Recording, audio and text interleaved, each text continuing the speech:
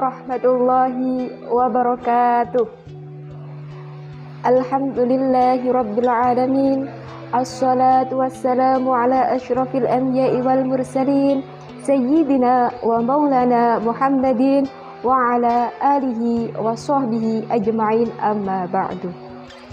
Pertama-tama, marilah kita panjatkan puji syukur kehadirat Allah Subhanahu wa Ta'ala yang telah melimpahkan rahmat, taufik, hidayah, serta inayahnya kepada kita, sehingga kita dapat berjumpa lagi di channel YouTube Minsaga dalam keadaan sehat walafiat.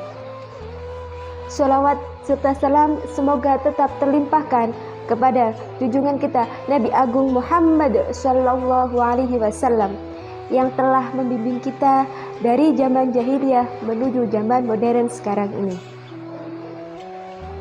Alhamdulillahirrabbilalamin. Sekarang ini kita telah memasuki 10 hari terakhir di bulan Ramadan. Kita masih diberi kekuatan, kesempatan oleh Allah untuk bisa menjalankan ibadah puasa Ramadan. Tentunya kita tak pernah lupa untuk selalu bersyukur dan memohon kepada Allah agar ibadah yang kita laksanakan pada bulan Ramadan ini dapat diterima dengan penerimaan terbaik.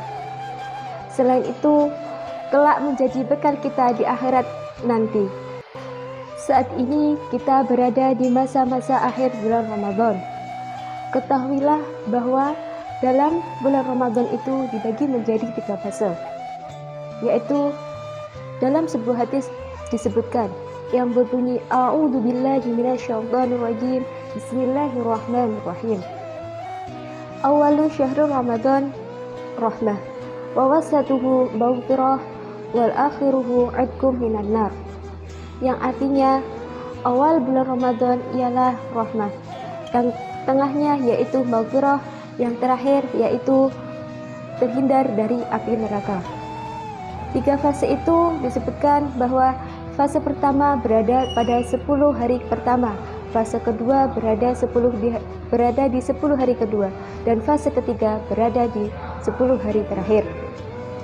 Sekarang kita memasuki 10 akhir. Pernahkah kita berpikir bahwa kualitas ibadah kita sudahkah sesuai dengan apa yang kita harapkan?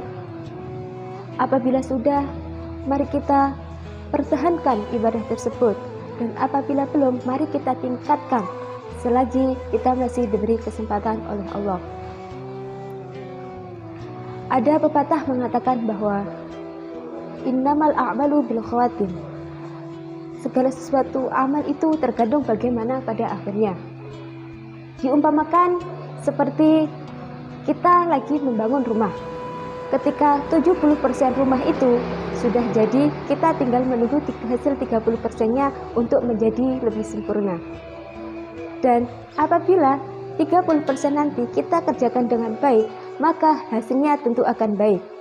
Sebaliknya, jika 30% nanti kita kerjakan dengan asal-asalan, maka rumahnya tidak akan menjadi maksimal. Fase ketiga Ramadan ini merupakan fase yang sangat istimewa dan selalu menjadi favorit Rasulullah Shallallahu Alaihi Wasallam. Mengapa demikian? Karena pada fase ini memiliki keunggulan yang sangat luar biasa, dan yang sangat mulianya lagi, pada fase ini Allah menurunkan Al-Quran. Selain itu juga ada malam Lailatul Qadar. Ibadah kita ketika pada malam Lailatul Qadar itu akan dilipat gandakan 1000 kali. Malam Lailatul Qadar biasanya jatuh pada malam-malam ganjil. Pada malam ini Allah menurunkan Al-Quran, menakdirkan segala urusan, hukum, rizki, dan ajal untuk masa setahun ke depan. Dalam Al-Quran sudah dijelaskan dalam surat Al-Qadr, A'udzu billahi minasyaitonir rajim, bismillahirrahmanirrahim. Inna anzalnahu fi lailatul qadr wa ma adraka ma lailatul qadri khairum min alfi syahr. Pada malam Lailatul Qadar ini, Allah akan melipat gandakan pahala orang yang melakukan kegiatan-kegiatan atau melakukan ibadah-ibadah dengan pahalanya lebih baik dari 1000 bulan. Fase ini begitu sangat istimewa dibandingkan fase-fase sebelumnya. Ada beberapa amalan yang dilakukan oleh Rasulullah untuk mengisi malam-malam 10 terakhir ini. Beberapa amalan yang dilakukan beliau diantaranya yang pertama yaitu memperbanyak sedekah, mencukupi kebutuhan keluarga, serta berbagi dengan rekan ataupun tetangga. Jikalau kita sudah diberikan harta yang berlebih, harta yang berkecukupan oleh Allah Subhanahu wa Ta'ala, seenggaknya kita dapat membantu orang-orang di sekitar kita untuk menyiapkan buka puasa, meskipun hanya segelas air dan sepotong roti. Karena amalan yang kita lakukan di bulan Ramadan ini pahalanya akan dilipat gandakan. Yang kedua yaitu memperbanyak membaca Al-Quran. Pada bulan ini Allah menurunkan Al-Quran.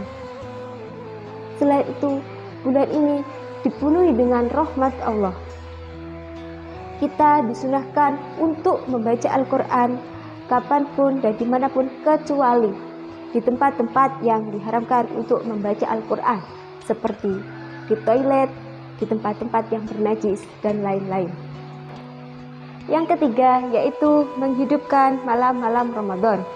Dalam hadis riwayat Abu Ja'far Muhammad bin Ali diterangkan bahwa barang siapa yang menjumpai bulan Ramadan dalam keadaan Islam dan mampu berpuasa di siang harinya, melaksanakan sholat malam secara berurutan, kemudian mampu menjaga pandangan, lisan, dan matanya, maka orang tersebut akan mendapat rahmat dari Allah dan pahalanya yang dilaksanakan akan dilipat gandakan.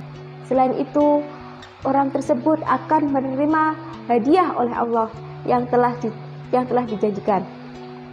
Yang keempat yaitu membangunkan keluarganya untuk melaksanakan sholat malam.